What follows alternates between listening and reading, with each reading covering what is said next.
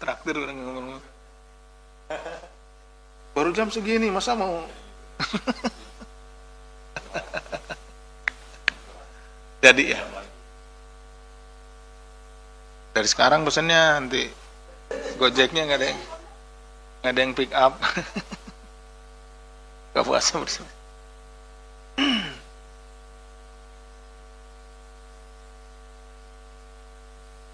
Ini orang tua aman orang tua?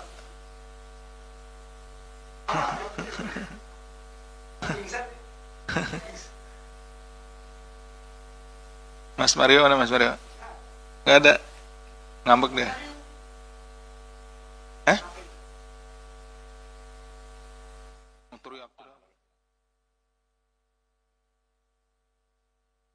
Jam 4, setengah 4 ya? Tahun.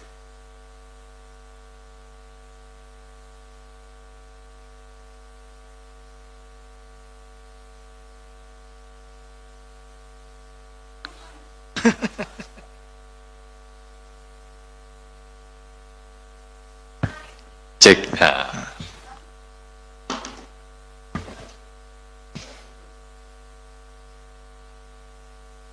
Baik, kita mulai ya teman-teman. Bismillahirrahmanirrahim.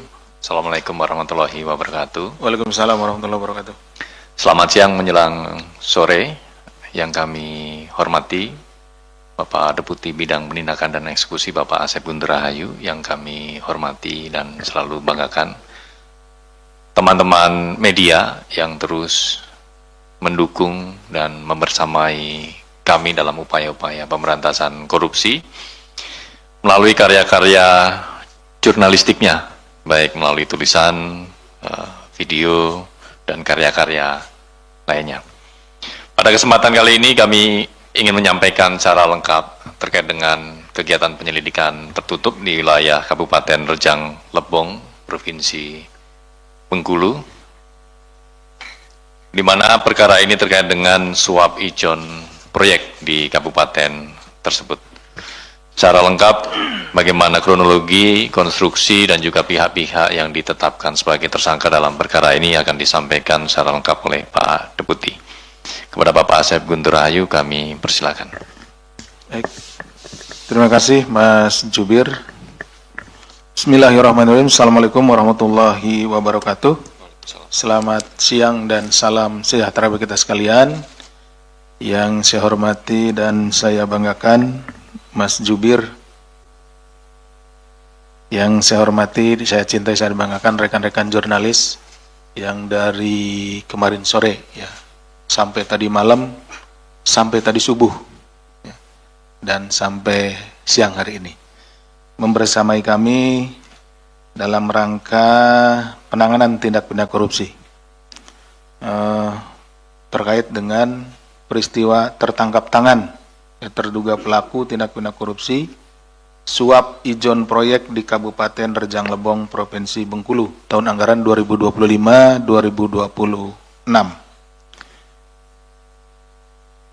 Jadi pada siang hari ini, hari Rabu tanggal 11 Maret 2026, kami akan menyampaikan informasi lengkapnya terkait dengan kegiatan penyelidikan tertutup yang kemudian pada saat terjadi peristiwa pidananya, kemudian rekan-rekan penyelidik dan penyidik yang ada di sana menangkap para terduga pelaku yang diduga terkait dengan penerimaan hadiah atau janji ijon proyek di lingkungan pemerintahan Kabupaten Rejang Lebong, Provinsi Bengkulu. Peristiwa tertangkap tangan ini bermula dari laporan pengaduan masyarakat tentunya. Pada kesempatan ini juga kami ingin menyampaikan terima kasih yang besar-besarnya partisipasi dari masyarakat yang melaporkan kepada kami terkait dengan dugaan atau akan terjadinya dugaan tindak pidana korupsi. Kemudian diketahui pada awal tahun 2026 terdapat sejumlah proyek pekerjaan fisik pada Dinas Pekerjaan Umum Penataan Ruang, Perumahan dan Kawasan Permukiman. Ini satu dinas ya, jadi disingkat namanya PUPR PKP. di pemerintahan Kabupaten Rejang Lebong dari total anggaran pada Dinas PUPR PKP tersebut mencapai 91,13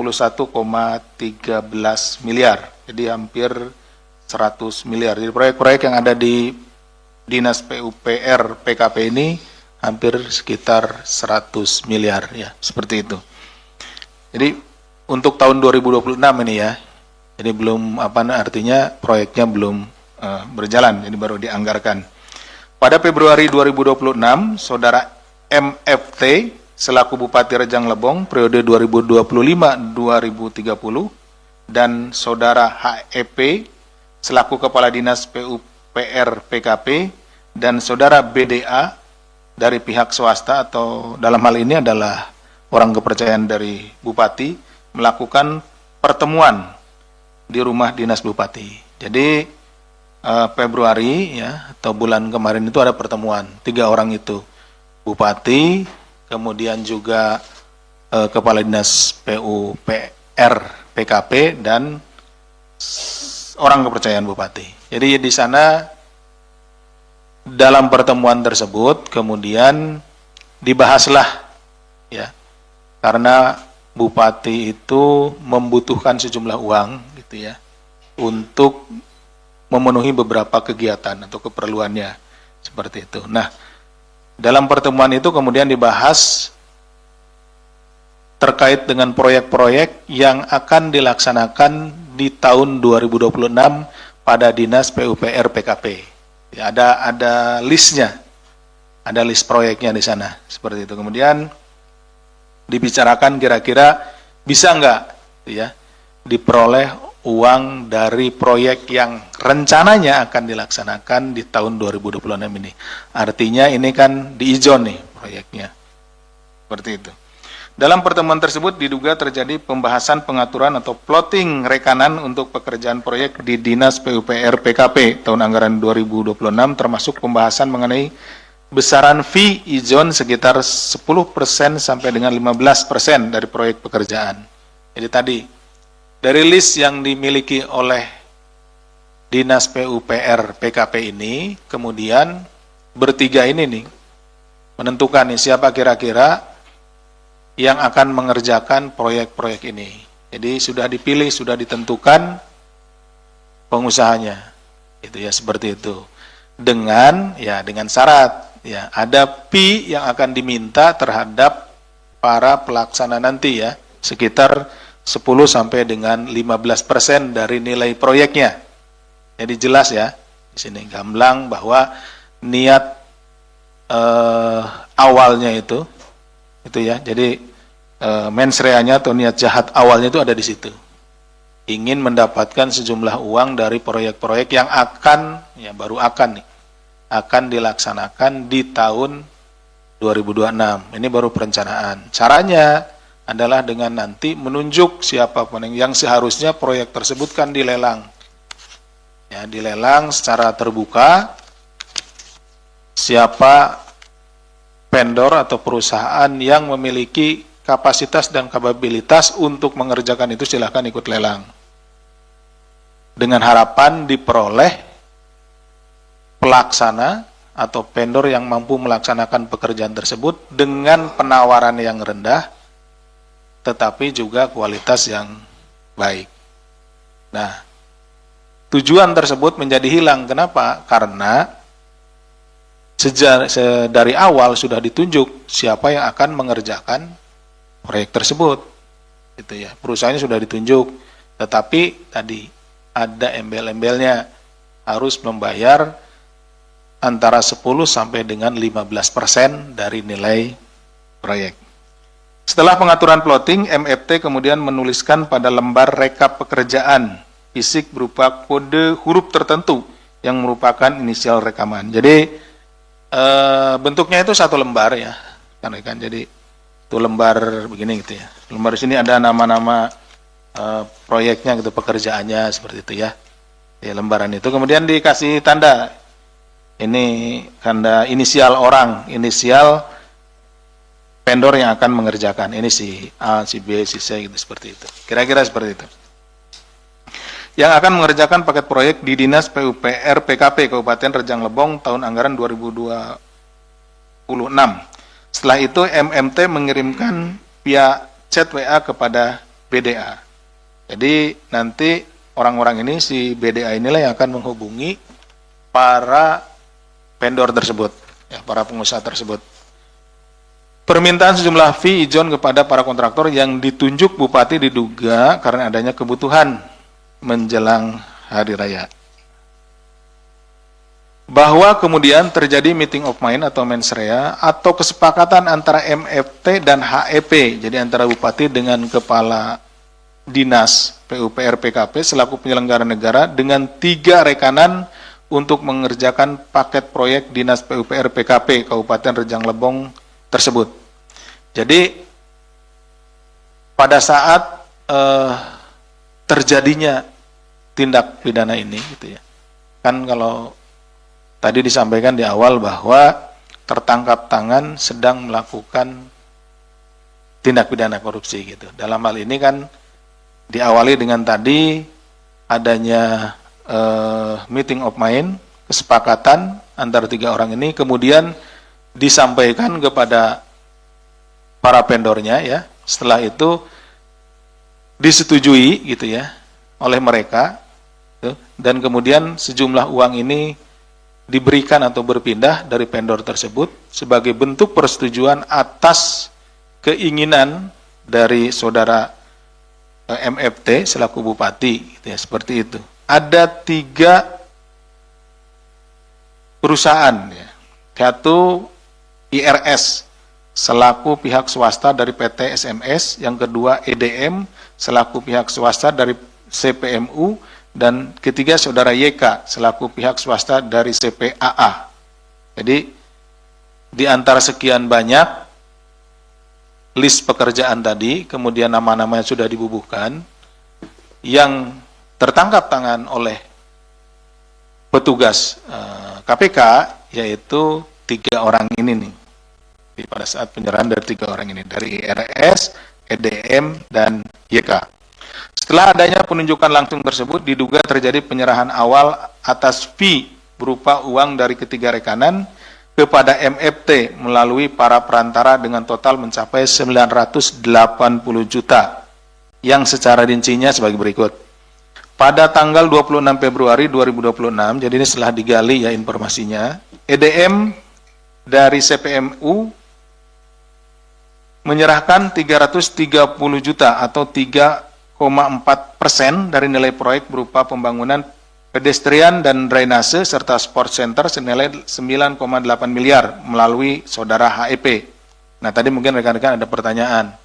Awalnya kan dimintanya antara 10 sampai 15.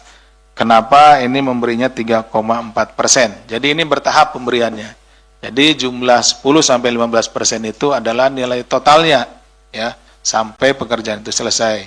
Nah, pembayarannya pun nanti pelaksanaan pekerjaannya itu per termin.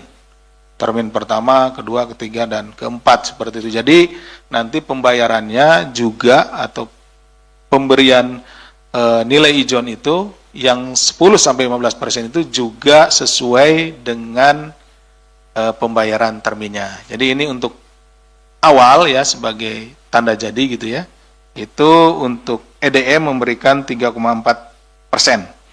Kemudian pada tanggal 6 Maret 2026, IRS dari PT SMS menyerahkan 400 juta, 13,3% dari nilai proyek berupa pekerjaan jalan senilai 3 miliar melalui SAG, ya, selaku ASN di Dinas PUPR. Nah, ini bertanya lagi, loh kok ini ada yang 13? Sudah, ini ya tergantung kepada kemampuan keuangan dari masing-masing perusahaan. Ada juga yang dibayar sudah lunas, gitu ya, atau lebih, misalkan 15 dibayarnya 13,3.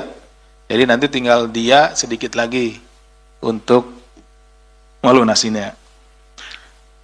Kemudian pada tanggal 6 Maret 2026, jadi masih pada tanggal 6 Maret 2026, YK dari CPAA menyerahkan 250 juta atau 2,3% dari nilai proyek berupa penataan bangunan dan lingkungan kawasan stadion sepak bola senilai 11 miliar melalui saudara REN selaku ASN di Dinas PUPR PKP. Setelah mendapat informasi awal dari masyarakat, tim melakukan pengumpulan bahan keterangan tambahan. Kemudian setelah mendapatkan kecukupan informasi pada pekan lalu atau sekitar tanggal 6 gitu ya, tim melakukan pemantauan intensif di wilayah Bengkulu ya sebelum tanggal 6. Dalam prosesnya, pada Senin 9 Maret 2026, tim KPK mendapati adanya proses penyerahan dugaan uang ijon. Jadi tadi setelah kita dapatkan informasi terkait pertemuan dan lain-lainnya, kemudian ada pemberian sejumlah uang, baru pada saat penyerahan uang ya yang dibungkus plastik dalam sebuah tas berwarna hitam, nanti rekan-rekan akan melihatnya, kami akan perlihatkan kepada rekan-rekan yang dilakukan saudara HEP kepada MFT. Kemudian tim KPK akhirnya mengamankan saudara HEP dan SAG serta sejumlah pihak lain pada saat mereka sedang berbuka puasa bersama di salah satu restoran di wilayah Pantai Panjang, Bengkulu. Sementara itu secara paralel tim KPK turut mengamankan pihak-pihak lain di sejumlah lokasi, diantaranya di Bengkulu, Kepahiang, dan Rejang Lebong, karena ini terpisah-pisah ya tempatnya. Dari peristiwa tertangkap tangan tersebut, tim KPK kemudian mengamankan total 13 orang, di mana 9 orang diantaranya dibawa ke Jakarta untuk dilakukan pemeriksaan intensif di kantor KPK di Gedung Merah Putih pada hari Selasa tanggal 10 Maret 2026 sekitar pagi hari ya. Nah, dari 13 orang tersebut 9 orangnya adalah saudara MFT selaku Bupati Rejang Lebong, saudara HEN selaku Wakil Bupati Rejang Lebong, saudara HEP Kepala Dinas PUPR PKP, saudara IRS swasta PT SMS, saudara EDM swasta dari CPNU, saudara YK swasta dari CPAA, REN ASN pada Dinas PUPR PKP, SAG ASN pada Dinas PUPR PKP, dan BDA swasta atau orang kepercayaan dari Bupati. Jadi yang dibawa ke sini adalah 9 orang ya. Dari rangkaian peristiwa tertangkap tangan tersebut, tim KPK turut mengamankan sejumlah barang bukti, diantaranya berupa dokumen, barang bukti elektronik atau BBA, hingga uang tunai 5,8 juta dengan rincian sebagai berikut. Di dalam mobil HEP dengan nominal 309,2 juta, di dalam sebuah tas berwarna hitam yang berada di rumah HEP dengan nilai 357,6 juta, dan di dalam koper yang disimpan di bawah TV ya di rumah SAG dengan nilai 90 juta rupiah. Tadi di depan disebutkan nilainya sekitar 900 sekian juta. Nah, ini mungkin rekan-rekan bertanya, kenapa nilainya sekarang jadi 756? Karena pemberiannya ada yang diberikan sudah diberikan terlebih dahulu di bulan Februari ya. Seperti itu. Dalam pemeriksaan intensif, KPK juga menemukan dugaan penerimaan lain oleh MFT melalui HEP dari sejumlah pihak dengan modus permintaan fee proyek kepada sejumlah rekanan yang mencapai total 775 juta rupiah. Ini permintaan yang lain ya. Ini di samping yang ijon yang tadi. Sehingga perbuatan ini duga merupakan hal yang berulang. Jadi sebelumnya untuk tahun anggaran 2025 juga terjadi hal yang sama. Ya. Jadi pertanyaannya kan begini, mengapa sih kok mau si pengusaha itu dijanjikan? Jangan-jangan nanti kan cuman PHP gitu ya. Janjinya tidak ditepati. Padahal uang sudah keluar ratusan juta. Nah, mereka mau itu karena di tahun sebelumnya, tahun anggaran sebelumnya mereka juga mendapat hal yang sama gitu. Jadi ijon ini tidak hanya dilakukan di tahun anggaran 2026 saja, tapi di tahun anggaran 2025 juga sudah pernah dilakukan, bahkan mungkin sebelum-sebelumnya. Tapi paling tidak yang 3 orang ini sudah pernah mendapatkan proyek dengan cara ijon ini di tahun 2025. Gitu.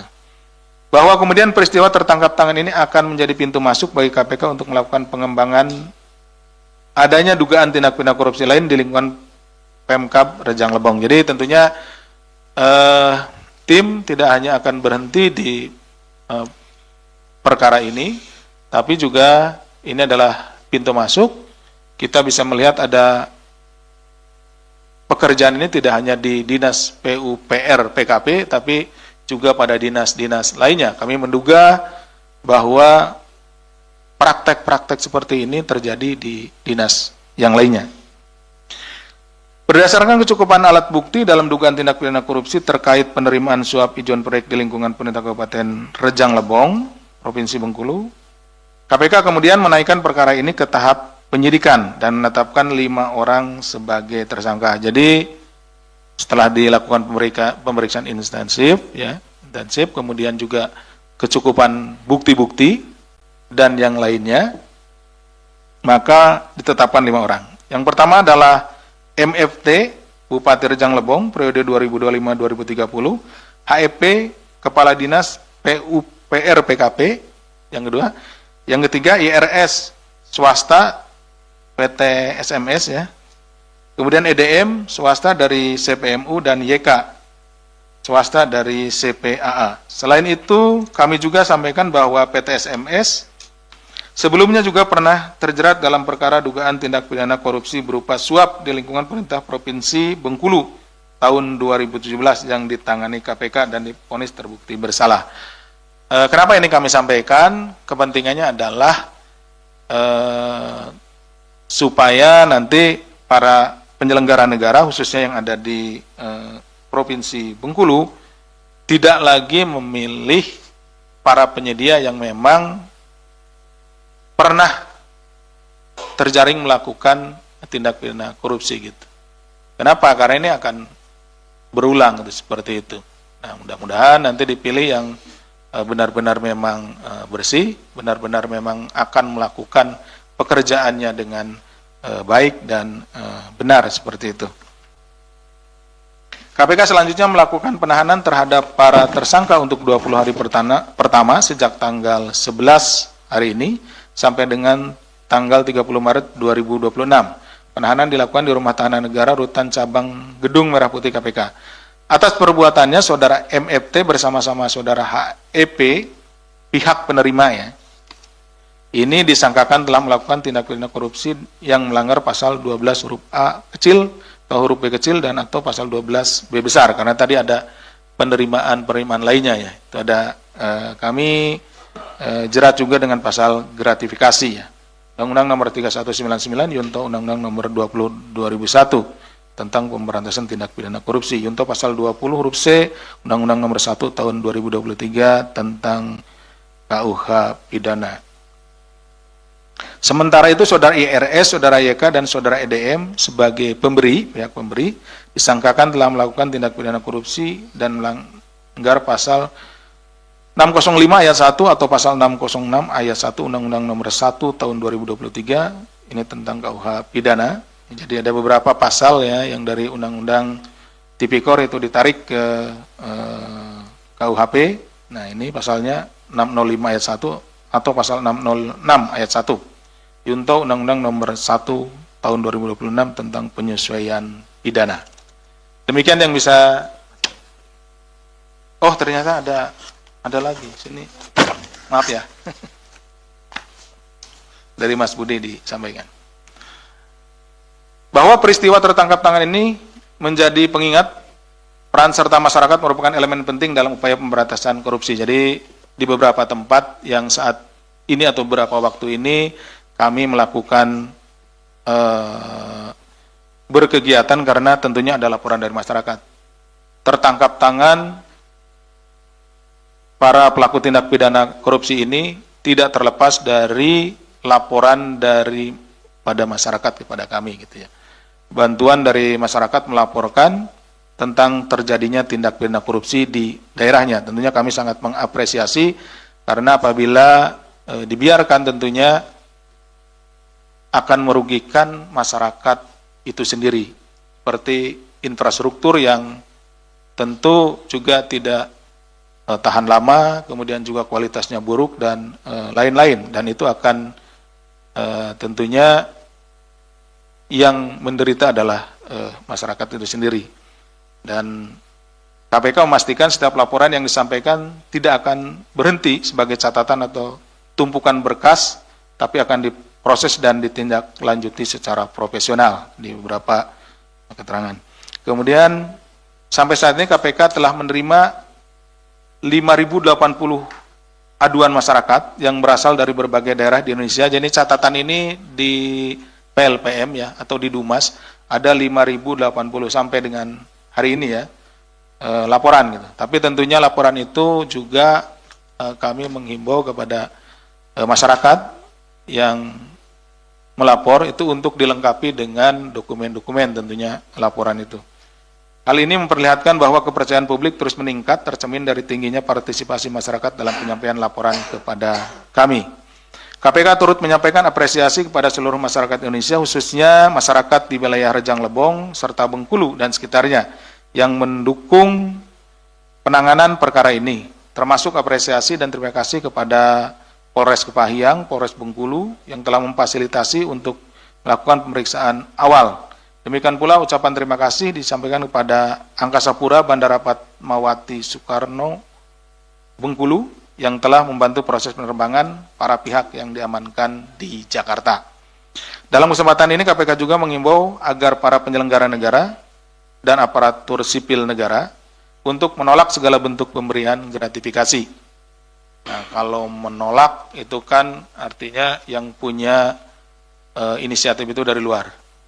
Nah, sedangkan ini yang punya inisiatif itu dari dalam nih, kumpul-kumpul dulu.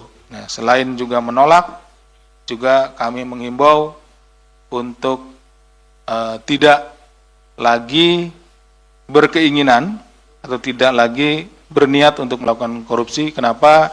Karena tentu dampaknya akan sangat buruk bagi kehidupan warga masyarakat yang ada di wilayah hukumnya. Dan tentunya juga masyarakat juga saat ini sudah melek hukum, saat ini juga masyarakat sudah memiliki keberanian dan kami juga membuka selebar-lebarnya kepada pintu kepada masyarakat untuk melapor. Jadi agar para penyelenggara negara dan ASN ini benar-benar menjalankan pekerjaan dengan baik karena masyarakat mengawasi saudara-saudara sekalian dalam melaksanakan tugasnya.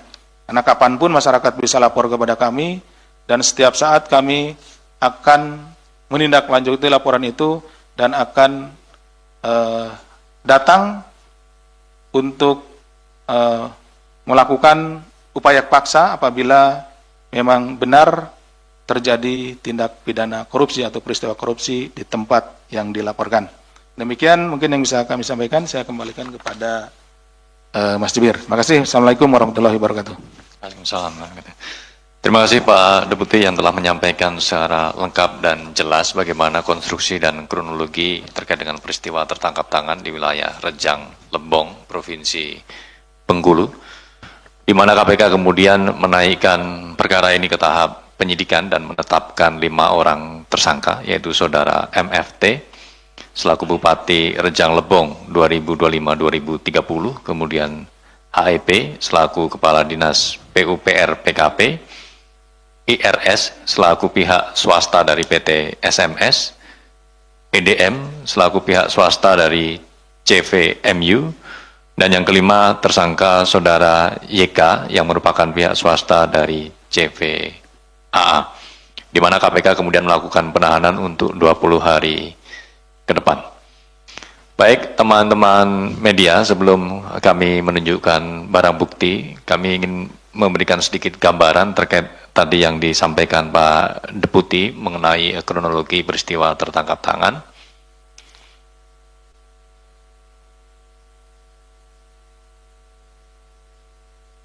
Belum muncul.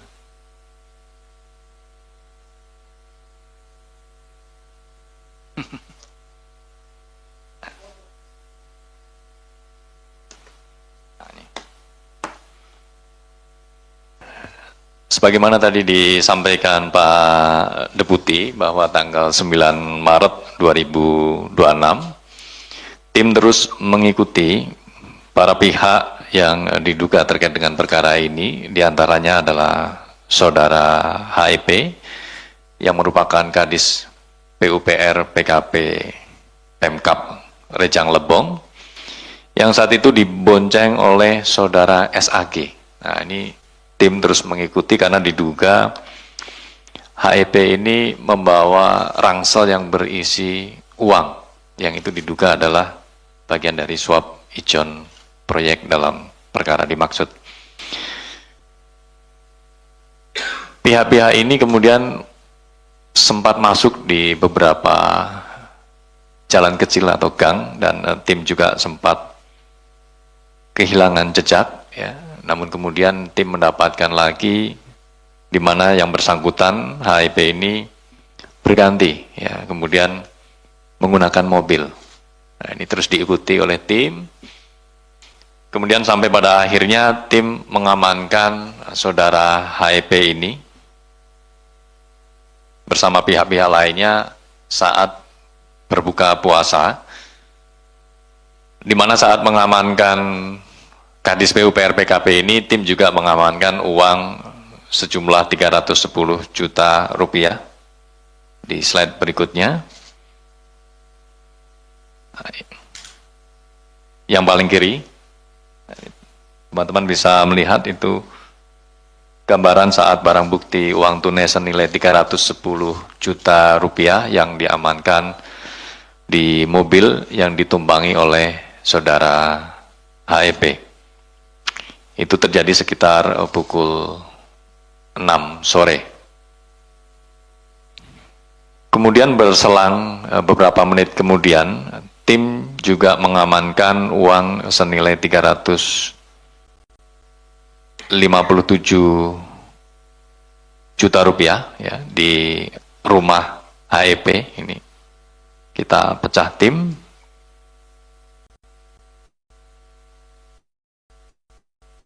Di gambar tengah, ya, teman-teman. Kemudian beberapa pihak juga masih terus dipantau dan diikuti, dan tim kemudian mengamankan kembali uang senilai 90 juta rupiah dari rumah SAG yang tadi Pak Deputi sampaikan disimpan di bawah meja TV, gitu ya. Nah, ini gambarnya teman-teman bisa melihat di sisi paling kanan. Tim juga masih terus melakukan pengejaran hingga pukul setengah 12 malam, ya, kepada saudara IRS, ya. Ini sempat terjadi kejar-kejaran mobil dan akhirnya berhasil diamankan di pukul sekitar 23.30 yang berlokasi di Bengkulu. Nah, kemudian dari 13 orang itu tim melakukan pemeriksaan awal di Polres Kepahyang dan juga di Polresta Bengkulu, yang selanjutnya diantaranya 9 orang kami bawa ke Jakarta untuk dilakukan pemeriksaan lebih lanjut. Baik, teman-teman, selanjutnya kita akan tampilkan barang bukti dalam bentuk uang tunai yang diamankan dalam rangkaian peristiwa tertangkap tangan ini.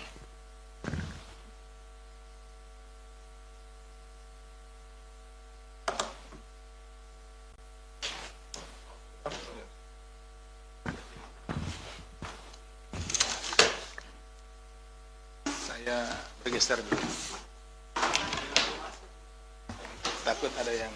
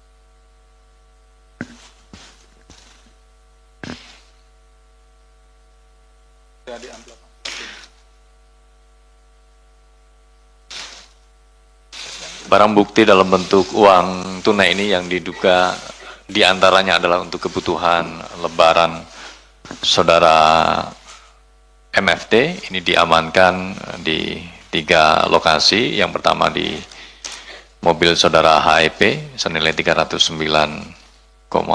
juta rupiah.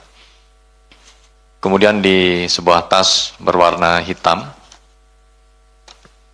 senilai 357,6 juta rupiah, dan tempat ketiga yaitu di bawah meja TV senilai 90 juta rupiah. Sehingga total yang diamankan senilai 756,8 juta rupiah.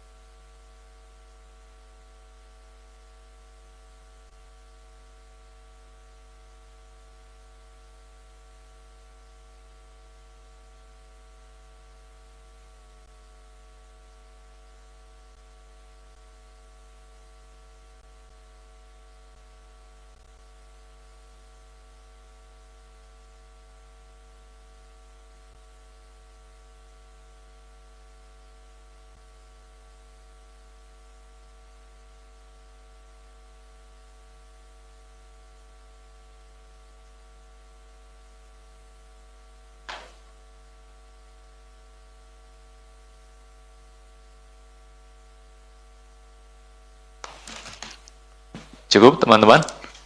Baik, terima kasih.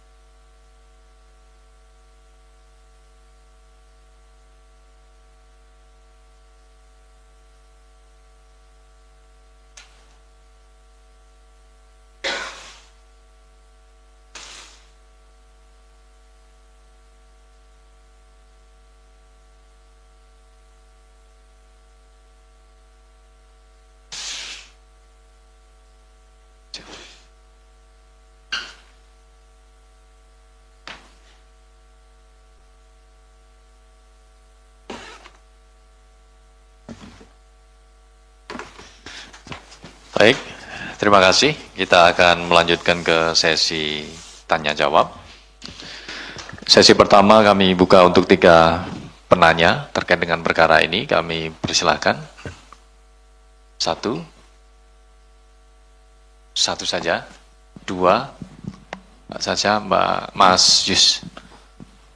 Mohon nama dan dari media apa? Silakan, Mbak. Selamat siang, Mas dan Pak. Saya Amira dari Kumparan. Tadi kan disebutkan bahwa penarikan fee itu tuh atas dasar dugaan karena kebutuhan jelang Hari Raya Lebaran ya. Mungkin bisa dirincikan Pak, kebutuhannya itu maksudnya apa? Apakah THR atau kebutuhan pribadinya atau seperti apa gitu Pak? Terima kasih. Baik, terima kasih Mbak Amira dari Kumparan terkait dengan kebutuhan Lebaran ya, rinciannya seperti apa. 1 poin. Selanjutnya, Mas Yus yang sudah pegang mic ya. Dua mic, Mas Yus. Satu saja kayaknya. Silakan, Mas Yus. Baik, terima kasih Mas Budi, Pak Asep. Saya Yus dari Berita Satu. Mungkin pertanyaannya satu saja terkait dengan ini kan sudah ada kurang lebih 8 kepala daerah ya yang ditangkap sejak hasil pilkada 2025 sejak Bupati Koltim ya kalau tidak salah sampai sekarang yang terakhir ini Rejang Lebong. Nah, kira-kira dari KPK sendiri ada nggak evaluasi khusus terkait dengan penyelenggaraan pilkadanya, apakah yang berbayar tinggi atau yang sekarang itu sedang ada wacana bahwa pilkada langsung terlalu tinggi biayanya dan kemungkinan ada kembali ke pilkada melalui DPRD. Apakah ada evaluasi seperti itu? Terima kasih. Baik, terima kasih Mas Yus. Kaitannya soal masifnya peristiwa tertangkap tangan di kepala daerah kaitannya dengan penyelenggaraan pilkada. Selanjutnya Mbak Satya.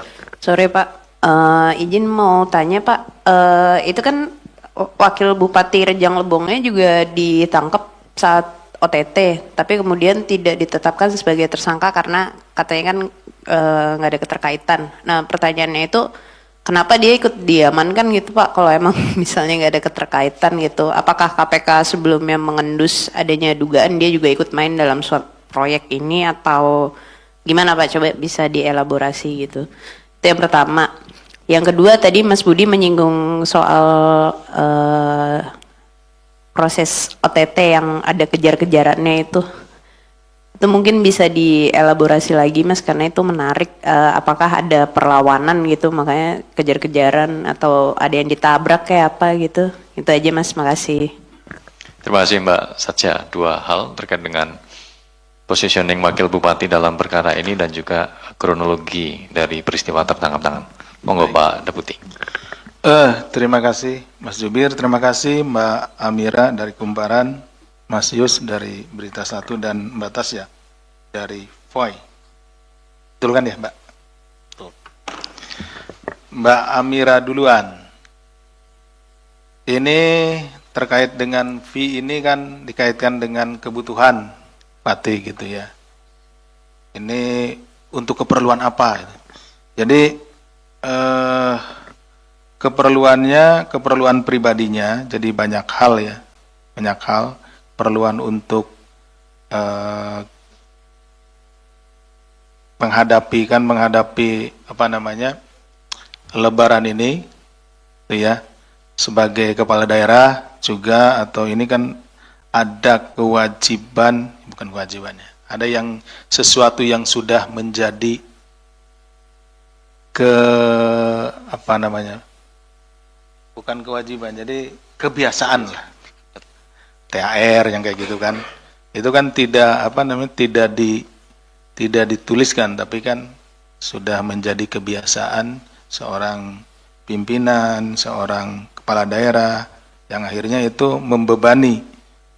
Masa pejabat nggak ngasih THR. Nah, itu salah satunya itu. Gitu. THR dan lain-lain. Termasuk kepentingan-kepentingan lainnya karena di hari raya ini ya identik juga dengan berbagi, tetapi tentunya kan diharapkan itu dari uang-uang atau dari kekayaan yang sah gitu ya. Nah tapi mungkin karena kemudian belum ada uangnya gitu ya, sehingga untuk menutupnya ya dengan cara-cara yang seperti ini. Iya. Itu ya Mbak ya. Kemudian Mas Yus, ini yang paling pas ini Mas Yus kayaknya. Berita Satu, pertanyaannya satu. Kalau sempat tadi Berita Satu pertanyaannya dua, nah kita pertanyakan. Berarti udah enggak Berita Satu lagi gitu. Berita dua gitu. Baik, dari Mas Yus ada 8 kepala daerah sejauh ini. Alhamdulillah sudah dihitungin ya sama Mas Yus. Ya, apakah ada evaluasi khusus gitu ya? Karena biaya pilkada ini terlalu tinggi gitu ya, sehingga untuk mengembalikan gitu kan, untuk mengembalikan biaya itu kemudian seperti itu ya. Sejauh ini belum ada hasil dari penelitian gitu yang mengaitkan kepada itu. Artinya terkait dengan biaya pilkada tinggi, kemudian yang terpilih ini pada akhirnya untuk mengembalikan biaya yang dikeluarkan melakukan korupsi kan gitu. Nah, perlu mungkin ini juga ada kajian-kajian yang seperti itu.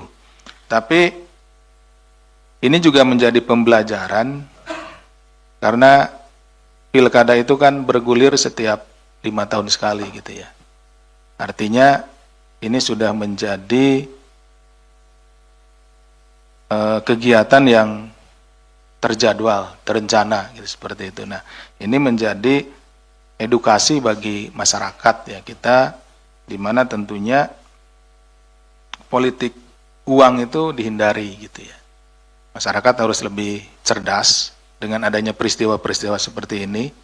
Semoga ini memberikan pembelajaran kepada masyarakat supaya masyarakat menjadi lebih cerdas ketika memilih kontestan ya di pemilihan umum itu. Jadi tidak hanya berdasarkan apa yang diterima atau apa yang diberi atau bersifat pragmatis kasih lalu dipilih gitu seperti itu. Tapi benar-benar pilihlah yang berkualitas. Nah, ini seperti itu. Karena tentunya juga walaupun memang belum ada kajian yang mendalam korelasinya seperti itu. Nah, tapi ya ada dugaan gitu ya, Mas Yus ya. Nah, tapi mudah-mudahan lah nanti ada karena kita juga ada bagian monitoringnya ya. Jadi kita ada direktorat monitoring yang nanti akan memonitoring ini gitu. Ini pertanyaan Mas Yus sangat bagus, walaupun satu sesuai berita satu. Nah, nanti akan kami sampaikan ke direktorat monitoring. Apakah ini ada korelasinya? Kalau ada korelasinya, seperti apa jalan keluarnya? Kan seperti itu. Kemudian Pak Tasya, yang pertanyaannya ada 2. Wakil bupatinya saat OTT ditangkap. Nah, kenapa gitu kan? Pada saat penyelidik dan penyidik ada di sana, kuat dugaan bahwa karena bupati dan wakil bupati itu adalah satu kesatuan gitu ya, dipilih pada saat pemilihan itu kan satu pasangan gitu ya. Nah, kita mengharapkan informasi dari yang bersangkutan, dari saudara wakil bupati ini juga terkait dengan kegiatan-kegiatan proyek-proyek yang ada di Bengkulu ini, khususnya di Rejang Lebong. Jadi kenapa? Karena tentunya wakil bupatilah selain dari bupati dan kepala dinas yang mengetahui juga terkait dengan tadi proyek-proyek tersebut. Nah, berdasarkan hal tersebut, maka yang bersangkutan kita bawa ke sini untuk diminta keterangan, gitu ya, diperdalam gitu keterangannya. Karena waktu di sana kan tidak cukup, kita juga terbatas waktu 1x24 jam, seperti itu. Kemudian proses OTT terkait dengan kejar-kejaran tadi ya, begini, Pak. Berdasarkan cerita dari teman-teman yang ada di sana, ya, bahwa di sana itu tempatnya itu tidak serapat di sini gitu ya, di Jakarta, tidak sekrodit di Jakarta. Jadi ketika mengikuti tadi seperti ada foto-foto yang naik motor gitu ya, itu diambil fotonya. Itu beberapa kali memang si yang diikuti itu aware gitu ya, tahu bahwa sedang diikuti. Akhirnya dia kan masuk ke gang, ganti mobil dan yang lain-lainnya. Nah, alhamdulillahnya dengan bantuan dari masyarakat, nah ini kan dengan bantuan dari masyarakat, dia masuk gangkung, kita bisa dikasih tahu, gitu. Kata masyarakat, oh ganti mobil Pak, mobilnya ini ya, kita cari lagi gitu. Sepertinya. Jadi sangat besar tentunya bantuan dari masyarakat, dan poin pentingnya adalah jangan pernah merasa aman-aman saja ketika melakukan kejahatan gitu. Karena kami akan ada di sana, masyarakat akan ada di sana, akan memberikan, kami berkolaborasi dengan masyarakat, akan menginformasikan ketika oknum-oknum ini melakukan kejahatan, nah jangan merasa tenang karena suatu saat tiba-tiba tim akan datang untuk melakukan penangkapan. Jadi berhentilah untuk melakukan kejahatan. Demikian mungkin Mas Budi. Baik, terima kasih Pak Deputi yang telah menjelaskan 4 poin pertanyaan dari 3 penanya. Mas Yus, meskipun pertanyaan 1, tapi kalau bikin berita banyak Pak Mas Yus. Ya, kayaknya mungkin ini nanti nanya lagi kalau Nanya kasih lagi. kesempatan. Ya, baik. Kita buka berarti Pak ya, kesempatan Ya. berikutnya. Baik, Mas Rio masih terkait isu ini? Satu aja. Baik, kita masih buka ya untuk perkara Bengkulu. Kami persilakan Mas Rio, ada lagi yang lain? Rio Banyak, Antara, banyak. Oke, baik, ada 2. Silakan Mas Rio. Rio Antara. Setelah KPK OTT Rejang Lebong ini, Wamendagri bilang kalau OTT ini tidak memberi efek kejut lagi kepada para kepala daerah gitu. Nah, ini tanggapan KPK seperti apa atas respons pemerintah yang bilang kalau OTT itu sudah mungkin tidak menakutkan lagi bagi para kepala daerah untuk korupsi. Terima kasih. Karena saking seringnya OTT gitu ya, tadi Mas Rio di depan. Oke. Tidak memberikan efek kejut lagi gitu ya. Oke, terima kasih Mas Rio. Mbak, Ya. mohon nama dan media. Saya Naya dari CNN TV, Pak. Mbak Meda ya. Naya, Pak. Naya. Mau penegasan aja, Pak, tadi yang soal wakil bupati, statusnya ini kan kemarin 13 sempat diamankan, apakah memang sudah dilepas atau artinya tidak menjadi tersangka? Kemudian apa alasan kuat dari KPK sendiri untuk tidak menjadikan wakil bupati ini sebagai tersangka? Terima kasih. Oke, baik. Status dari wakil bupati. Ada lagi teman-teman? Supaya ganjil sesuai jam. Ini jam 3. Jam 3 ya. Oke, nggak ada. Silakan. Dari Mas Rio, Pak Deputi, terkait dengan Tadi saya pikir Mas Rio dari berita 1 saking juga. Ternyata masifnya bukan. OTT. Mas Rio dari Antara. Walaupun pertanyaannya 1 juga seperti Mas Rio. Baik Mas Rio. Terkait dengan karena keseringan gitu ya, OTT sudah tidak efek kejut. Jadi sebetulnya tidak pernah terlintas di pikiran kami juga untuk mengejutkan mereka gitu. Tapi seringnya mereka terkejut ketika kami datang gitu ya. Gitu. Jadi kalau ditanya terkejut atau tidaknya, tanya yang ditangkap gitu. Terkejut nggak saat ditangkap? Terkejut. Nggak, jadi begini Mas Rio. Sebetulnya kait dengan OTT ini adalah hanya sebuah metodologi gitu ya, metode saja. Intinya itu ya pemberantasan tindak pidana korupsi gitu. Jadi kami juga tidak tidak terlalu memikirkan apakah efek kejut atau bukan efek kejut, tapi dimanapun ada tindak pidana korupsi, kapanpun akan tindak pidana korupsi itu terjadi, kami memiliki kewajiban untuk melakukan penindakan, gitu, pemberantasan. Jadi seperti tadi disampaikan, yang ingin kami harapkan itu bukan efek kejutnya sebetulnya, tapi efek gentar dan jeraknya gitu. Kalau cuma terkejut kan, tapi terus melakukan lagi kan, ya ini. Jadi efek gentar itu gentar bagi yang sudah melakukan, nggak mau melakukan. Jerak bagi yang pernah melakukan, tidak akan melakukan lagi. Gentar bagi yang belum melakukan. Mungkin sekarang masih punya kepikiran ya, gitu kan. Wah, kayaknya bisa juga nih dapat ngijon gitu kan. Ternyata dengan ditangkapnya ini hilanglah niatnya tersebut kan gitu, karena wah gentar, takut gitu kan. Yang kita harapkan itu seperti itu. Nggak usah lah, nggak jadi. Jangan-jangan orang-orang yang yang lewat ini jangan-jangan pegawai KPK gitu kan gitu. Jadi ada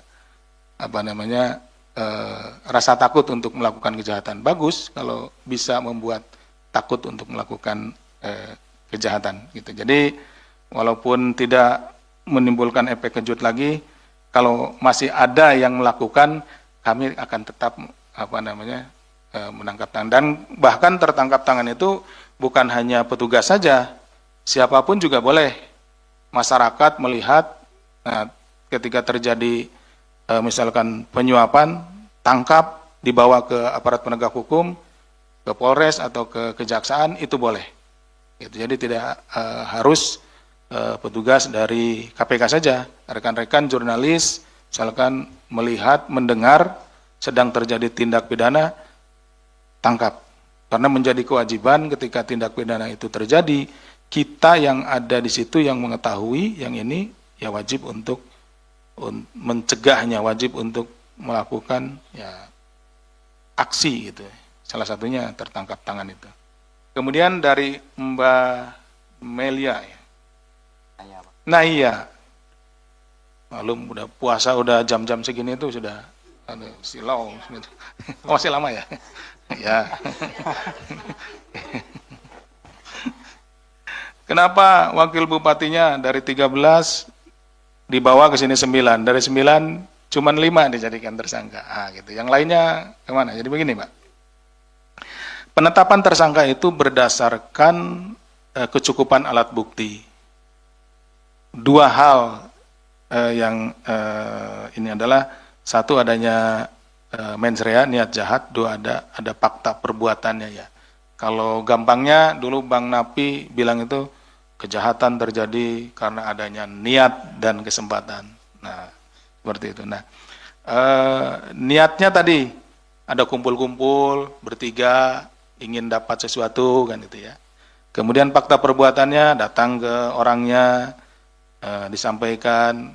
Nah, di sana terjadi obrol-obrolan, oh iya sepakat ngasih duit, nah, uangnya dibawa, nah seperti itu.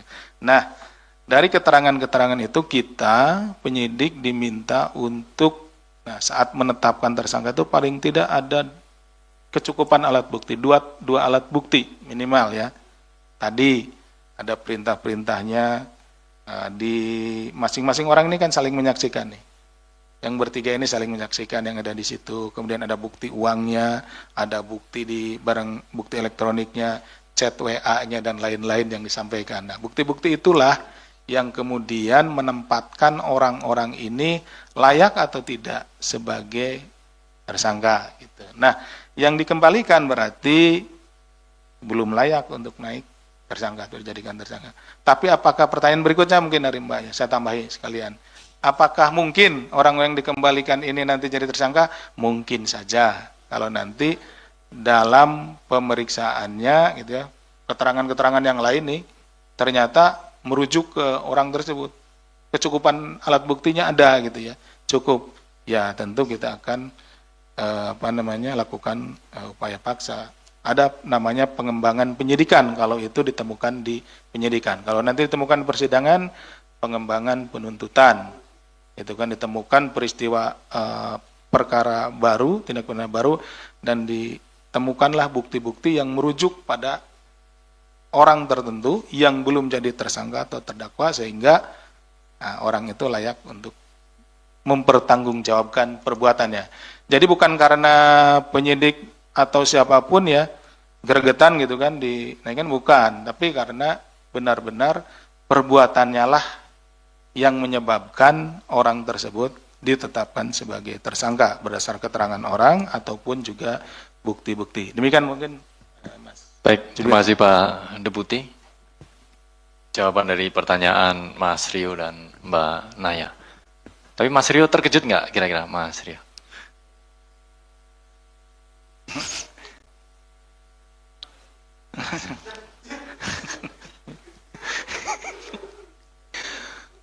Iktikaf Pak. Ya, ini semalam kan malam tanggal Malam 21, sekalian iktikaf.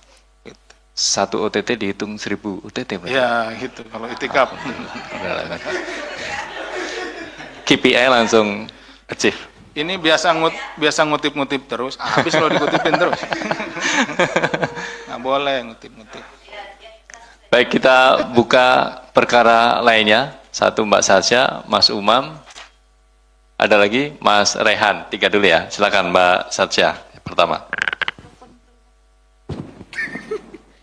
Selamat siang Pak Asep, Mas Budi. Pak